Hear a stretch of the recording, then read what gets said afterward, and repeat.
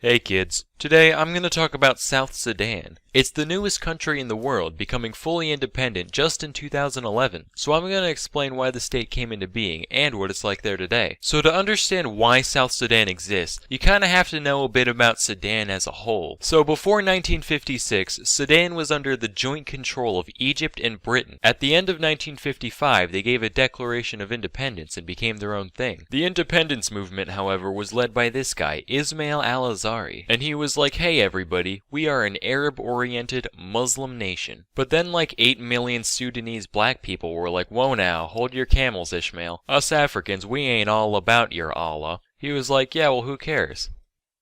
Oh, I see. So they got into a civil war between the primarily Arab-Muslim North and the traditionally oriented African South. That went on for 16 years until finally the North's like, alright fine, you can do your thing. Like you're still part of Sudan, but you can govern yourself for the most part. We'll take our falafels elsewhere. And that peace treaty lasted 11 years from 1972 to 1983. Eventually, the South was like, well things aren't that bad now, but the Arabs still technically control us, so it could get worse. And I'm not in the mood for any Sharia law anytime soon, so we should probably go back to fighting. So then there was another civil war, which was basically a continuation of the first one, and that ran on from 1983 all the way to 2005, when finally the two sides made a comprehensive peace agreement, which led to South Sudan becoming totally self-governing in 2006. Then after 5 more years of fiddling around with paperwork, South Sudan became a fully fledged independent nation in 2011. So notice how there were 2 civil wars before the South gained independence. I guess you could say 2 coups make a Sudan.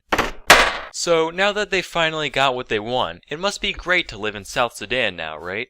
No, not really. It's actually just about the worst place you could ever choose to live in. Seriously, if somebody gave me the choice of moving to South Sudan or living the rest of my life with my anthill, I'd be slathering on the honey before they even finish their sentence. Let me talk about a few reasons South Sudan sucks so bad. First, let me talk about ethnic groups. Europe, as we all know, contains a lot of ethnic groups. Scots, Serbs, Slovaks, Slovenes, Spaniards, Swedes. And those are just the big ones that start with S. There's like 100 others. The same is true with Africa. There are thousands of localized ethnic groups sprinkled all over the continent, whether or not you could tell from first glance. As such, South Sudan is home to a bunch of different peoples, each with their own languages and customs. And these groups have a long history of disagreeing with each other, like they don't get along much. So that's one thing. Second, remember how South Sudan was at war with the North for basically all of the past half a century? Well, as a result, the whole place is pretty geared for war and not much else. Their infrastructure is abysmal and they've got all these guns just lying around waiting to be shot at something. Third, South Sudan has a bunch of oil reserves in different locations around the nation, and we all know how much people like oil. Everybody wants control of whatever wells they can get. So between these 3 things, the whole place is basically one big whirlpool of chaos. At any given time, the South Sudan government is at war with at least 7 different armed groups from around the country, each of which is also at war with the other groups. And if that's not enough of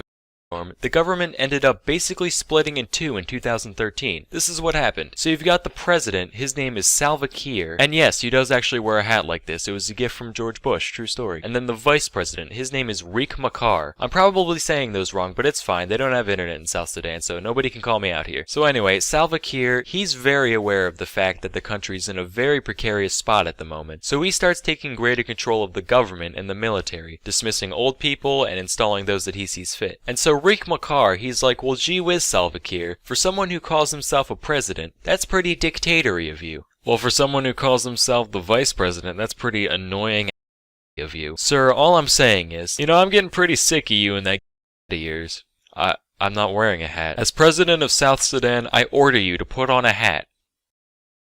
Yeah, see? That hat's gay. You're wearing the exact same hat. Alright. You're out of a job. Wait, what? Yep, you and your whole cabinet, get out. Okay, I made up the part about the hat, but the rest of that is true. Also, I should mention that Kiir and Machar come from 2 different ethnic groups. See, Kiir is a Dinka, whereas Machar is a Nuer, which only heightened the tensions between the 2. So after Machar got the boot, he ended up taking a chunk of the military with him, most of which were Nuers like him, and they started a rebellion against Kiir's government. This is known as the South Sudan Civil War, and it's still going on to this day. So yeah, to sum it up, if you looked up in the dictionary, well, you wouldn't find anything because a real word. But if it was, there would probably be a picture of South Sudan next to it. Seriously, this place makes Hotel Rwanda look like Hotel California. And throughout it all, there's still a bunch of hardworking individuals just trying to make a living, farming or herding or whatever. But the constant warfare makes it so the average person has to live in virtually Stone Age conditions. Which sucks, but, you know, what can you do? So that's the story of the world's newest nation, kids. Till next time, I'm Sam and Nella, and thank you for watching.